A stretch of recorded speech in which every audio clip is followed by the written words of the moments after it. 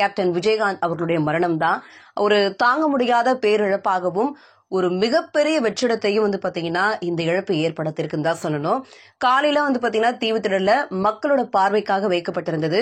கிட்டத்தட்ட பாத்தீங்கன்னா ஒரு வெள்ளமே அங்க வந்துருச்சுன்னு தான் சொல்லணும்னு நான் சொல்லுவேன். ஏன்னா ஒரு மக்கள் வெள்ளம் அங்க சூழ்ந்திருந்தாங்க. காலையில நடிகர்கள் ரஜினி, விஜய் எல்லா நடிகர்களும் அவர்களோட வந்திருந்தாங்க. பொதுமக்கள் பார்த்தாங்க, கட்சி தலைவர்கள் வந்தாங்க. அது மட்டும் இல்லாம ஆளுநர், மேயர், அது மட்டும் இல்லாம நம்மளுடைய துணைநிலை ஆளுநர் அவர்கள்லாம் பாத்தீங்கன்னா அவருக்கான மரியாதையை செலுத்தி போனாங்க, கடைசி மரியாதைய.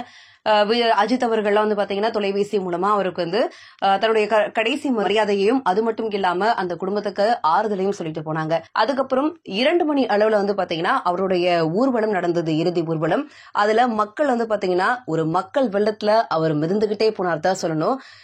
யாருமே எதிர்பார்க்காத ஒரு அளவுக்கு பாத்தீங்கன்னா இப்படி ஒரு கூட்டம் எங்கேயுமே இருந்திருக்காதுன்ற அளவுக்கு எம்ஜிஆருக்கு அப்புறம் இவர் தான் அப்படிங்கிற அளவுக்கு சொல்லியிருக்காங்க. இப்போ அரசு மரியாதையோட அவருக்கு 21 குண்டுகள் முழங்க அவருடைய உடல் நல்லடக்கம் செய்யப்பட போகுது. அவருக்காக அவருடைய குடும்பம் சார்பாக ஒரு இறுதி அஞ்சலி, அவங்களுடைய குடும்ப சம்பிரதாயம் சார்பாக ஒரு இறுதி அஞ்சலியும் நடந்தது. அவங்களுடைய ஒய்ஃப் திருமதி பிரேமலதா விஜயகாந்த் அவர்களும், அவர்களுடைய மகன் சண்முக பாண்டியன், அது மட்டும் இல்லாம விஜய பிரபாகரன், இவங்க எல்லாருமே ரொம்ப ரொம்ப ரொம்ப ஆழ்ந்த துக்கத்துல தான் இருக்கிறாங்க. எல்லாரும் கண்ணீர் கபலியமா தான் இருக்காங்க தான் சொல்லணும்.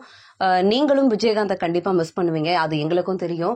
ஆனா எல்லாரும் சார்பாவும் நம்ம வேண்டிப்போம் அவருடைய ஆன்மா நல்லபடியா சாந்தி அடையட்டும்.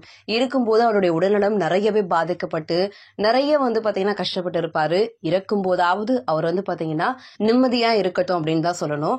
அது மட்டும் இல்லாம நிறைய பேர் என்ன சொல்லிருக்காங்கன்னா, இங்க மண்ணுலகத்துல எல்லாருடைய பசியும் ஆற்றிட்டாரு, விண்ணுலகத்துல போய் யாருக்கும் பசிக்குது போல, அதனாலதான் அவங்க அங்க போயிருக்காங்க அப்படின்லாம் சொல்லியிருக்காங்க. நீங்க எந்த அளவுக்கு அவரை மிஸ் பண்றீங்க, அவரை உங்களுக்கு எந்த அளவுக்கு பிடிக்கும், இந்த இழப்பை நீங்க எப்படி பாக்குறீங்க அப்படிங்கறத மறக்காம கமெண்ட் செக்ஷன்ல கமெண்ட் பண்ணுங்க.